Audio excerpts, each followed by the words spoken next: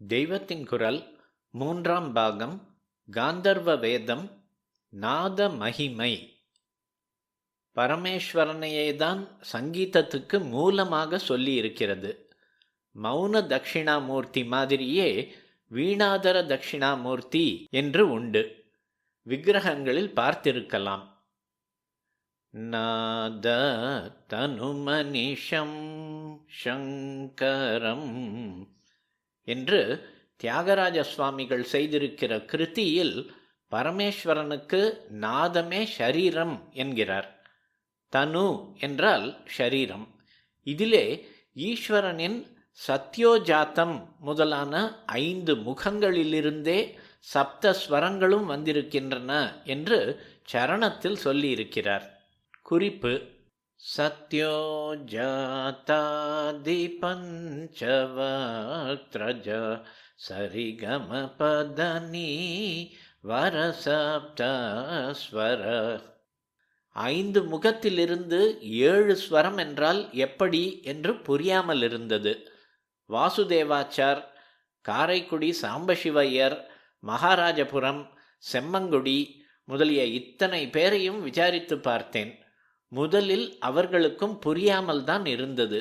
அப்புறம் சங்கீத சாஸ்திரங்களை புரட்டி பார்த்ததில் ஷட்ஜமும் பஞ்சமமும் சவும் பவும் பிரகிருதி ஸ்வரங்கள் என்பதாக ஈஸ்வரனைப் போலவே ஸ்வயம்புவாக இருப்பவை என்றும், விக்ருதி என்ற செயற்கை ஸ்வரங்களான மற்ற 5மே பரமேஸ்வரனின் 5 முகங்களில் ஒவ்வொன்றிலிருந்து ஒவ்வொன்றாக தோன்றின என்றும் அர்த்தம் துவனிக்கும்படி பிரமாணங்கள் அகப்பட்டன. விக்ருதிகளான ரி க ம த நீகளில் ஒவ்வொரு ஸ்வரத்திலும் 2 தினுசு இருக்க, பிரகிருத்தியான ச ப வில் ஒவ்வொன்றே தான் இருக்கிறது. ஷட்ஜம், ரிஷபம், காந்தாரம், மத்தியமம், பஞ்சமம், தைவதம், நிஷாதம் என்பவற்றின் முதல் எழுத்துக்களை வைத்தே சரிகம பதனி என்பது. 7 ஜந்துக்கள் இயற்கையாக போடும் சப்தத்தை வைத்தே இந்த 7 ஸ்வரங்கள் ஏற்பட்டிருக்கின்றன. ஷட்ஜம் என்பது மயிலின் நாதம். இந்த சவுக்கு அடுத்த ரீயாக வருவது ரிஷபத்தின் கர்ஜனை. க ஆடு போடும் சப்தம். ம கிரௌஞ்ச பக்ஷியின் கூவல். ப குயிலின் ஒலி. த குதிரை கனைப்பு. நீ யானையின் பிளிரல். சீக்ஷா சாஸ்திரத்தில் மூச்சு எந்தெந்த அவயவங்களில் பட்டு வேத அக்ஷரங்கள் உண்டாக வேண்டும் என்று சொல்லியிருப்பது போலவே சங்கீத சாஸ்திரங்களில் ஒவ்வொரு ஸ்வரமும் அடிவயிற்றிலிருந்து உச்சந்தலை வரை எப்படி எப்படி சுவாச சலனத்தால் உண்டாக வேண்டும் என்று சொல்லியிருக்கிறது. இப்படி 6 அவயவங்கள் சம்பந்தத்தில் பிறப்பதே ஷட்ஜம். நாபி, ஹிருதயம், கண்டம், ரசனம், நாக்கு, நாசி ஆகிய 5லே சப்தஸ்வரத்தின் சுந்தர தேவதைகள் பிரகாசிப்பதாக தியாகையர் சோபில்லு கிருதியில் சொல்கிறார். நாதோபாசனை என்பது ஒரு பெரிய மந்திர சாஸ்திர யோக சாஸ்திர சாதனை. ஸ்வச்சமான நாதோபாசனை என்பது ஓம்கார உபாசனையே. ஆதலால் இது பரம வேதாந்த சாதனையும் தான். நாதம், பிந்து, கலை என்று 3 பெரிய தத்துவங்கள். நாத விந்து கலாதி நமோ நம என்று திருப்புகழ் பாடுகிறோம். அந்த பெரிய விஷயங்களுக்கு நாம் இப்போது போக வேண்டாம். இதிலே நாதம் சிவஸ்வரூபம், பிந்து சக்தி ஸ்வரூபம்.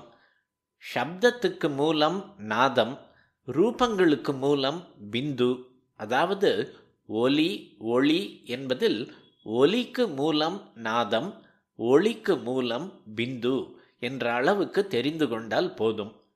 முடிவில் ரூபங்களும் சப்தங்களிலிருந்து உண்டாகிறவைதான். குறிப்பு: தெய்வத்தின் குரல் 2ஆம் பகுதியில் வேதம் என்ற கட்டுரையில் ஒலியும் படைப்பும் என்ற உட்பிரிவு பார்க்க.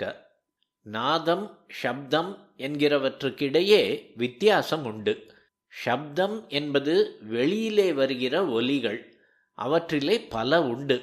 நாதம் என்பது எந்த சப்தமானாலும் அதற்கு ஆதாரமாயிருப்பது.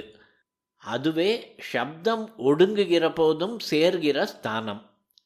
வியாக்கரண சாஸ்திரத்தில் ஷப்தத்தையே பிரம்மமாக நிலைநாட்டியிருக்கிறது. இதற்கு ஷப்த பிரம்மவாதம் என்று பேர். பாஷை இலக்கணத்தை சொல்லும் போது இப்படி வையாக்கரணிகள், வியாக்கரண சாஸ்திரக்காரர்கள் அதை பிரம்மஸ்வரூபமாக சொல்லியிருப்பதையே இன்னொரு விதத்தில் சங்கீத சாஸ்திரக்காரர்களும் ஸ்தாபித்திருக்கிறார்கள். சங்கீதத்திலே நாத பிரம்ம உபாசனை, நாதோபாசனை என்கிற இடத்திலும் நாதம் என்பது வெறும் ஆதார சப்தம் மட்டும் இல்லை. பாடுகிறவன் ஒரு ஸ்வரஸ்தானத்தை ஸ்ருதியோடு சுத்தமாக தீர்க்கமாக பிடித்து அது பூர்ணமாக ஓங்கி முடிந்து விழுந்து லயிக்கிற இடத்தில் அது ஸ்ருதியோடு கவ்வி அத்வைத்தமாக கரைந்து நிறைந்து போகிறதே, அதைத்தான் நாதம் என்பது. இந்த இடத்திலே பாடுகிறவனும் அதோடு கரைந்து நிறைந்து விடுவான். அவன் மட்டும் இல்லை, கேட்கிற சஹ்ருதயர்களானவர்களும் அப்படியே சொக்கி தன்னை மறந்து அந்த நாதத்தில் ஐக்கியமாயிருப்பார்கள். இதிலே பெறுகிற ஆனந்தந்தான் ஆத்மானந்தம், பிரம்மானந்தம் என்று மத சாஸ்திரங்களின் உச்ச லட்சியமாய் சொல்லியிருப்பது. நாதம் பிரம்மத்துக்கு கொண்டு போகிறது, ஷப்தம் நாதத்துக்கு கொண்டு போகிறது என்றால் இதில் ஒன்றின் தன்மை இன்னொன்றுக்கு இல்லாவிட்டால் எப்படி முடியும்? அதனால்தான் ஷப்தமே பிரம்மம் என்று சொல்வதாக சாஸ்திரம் ஏற்பட்டிருக்கிறது. ஷப்த பிரம்மவாதத்தில் ஷப்தம் நித்தியமானது, பூர்ணமானது என்று 2 லட்சணங்கள் சொல்லியிருக்கிறது. டைம் என்கிற காலத்துக்கு கட்டுப்படாமல் இருப்பதுதான் நித்தியம். ஸ்பேஸ் என்னும் இடக்கட்டுப்பாடு இல்லாமல் எங்கும் பரவியிருப்பதுதான் பூர்ணம். இப்படி எக்காலத்திலும் எவ்விடத்திலுமாக நிறைந்திருப்பது ஷப்தம் என்று நம் பூர்வீகர்கள் சொன்னதை இப்போதுதான் சயின்ஸ் நிரூபித்து காட்டியிருக்கிறது. 10,000 மைலுக்கு அந்தண்டை பாடுவதை இங்கே நாம் ரேடியோவில் கேட்கிறோம் என்பதால் ஷப்தம் ஸ்பேஸில் எங்கும் வியாபகமாயிருப்பது ப்ரூவ் ஆகிறது. இதோ இப்போது நான் பேசுவதை ஒருத்தர் டேப் ரெக்கார்ட் பண்ணுகிறார், கிராமஃபோன் என்று ரெக்கார்ட் பண்ணுகிறார்கள்.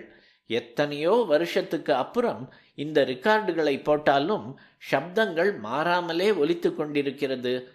என்ன ப்ரூவ் ஆகிறது? ஷப்தம் காலத்தால் நசிக்காமல் நித்தியமாய் இருக்கிறது என்று நிரூபணமாய் விடுகிறதோ இல்லையோ? பூர்வீகர்களின் அதீந்திரிய சக்தியும் போய் நவீன சயின்ஸும் வராத காலத்திலே ஷப்தம் நித்தியமானது, பூர்ணமானது என்றால் இதென்ன பேத்தல்? நாம் எழுப்புகிற ஒலி இதோடு தீர்ந்து போனதுதான். இதெப்படி நித்தியம்? மிஞ்சினால் அது 100-200 கஜம் போகட்டும், பெரிய இடி இடித்தால் கூட 4-5 மைலுக்கு மேல் ஓசை போகிறதில்லை. இதை பூர்ணம் என்றால் எப்படி என்றுதான் தோன்றியிருக்கும். இப்போது சயின்ஸ் வந்து நம் சாஸ்திர அபிப்பிராயத்தை காப்பாற்றி கொடுக்கிறது. டைம், ஸ்பேஸ் கான்செப்டுகளுக்கு அதீதமாக இப்படி நித்தியமாயும் பூர்ணமாயும் இருப்பதுதான் விபுத்துவம்.